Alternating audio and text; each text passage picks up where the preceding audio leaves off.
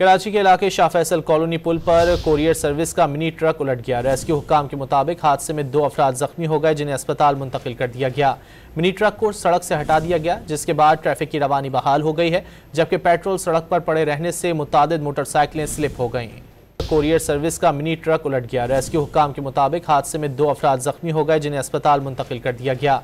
Mini truck को सड़क से हटा दिया गया, जिसके बाद ट्रैफिक की रवानी बहाल हो गई है, जबकि पेट्रोल सड़क पर पड़े रहने से मुतादिद मोटरसाइकिलें स्लिप हो गईं। कोरियर सर्विस का मिनी ट्रक उलट गया। रेस्क्यू हुक्काम के मुताबिक हादसे में 2 अफराद जख्मी हो गए, जिन्हें अस्पताल मुंतकिल कर दिया गया। मिनी ट्रक को सड़क से हटा दिया गया, जिसके बाद ट्रैफिक की रवानी बहाल हो गई है, जबकि पेट्रोल सड़क पर पड़े रहने से मुतादिद मोटरसाइकिलें स्लिप हो गईं। कोरियर सर्विस का मिनी ट्रक उलट गया। रेस्क्यू हुक्काम के मुताबिक हादसे में 2 अफराद जख्मी हो गए, जिन्हें अस्पताल मुंतकिल कर दिया गया।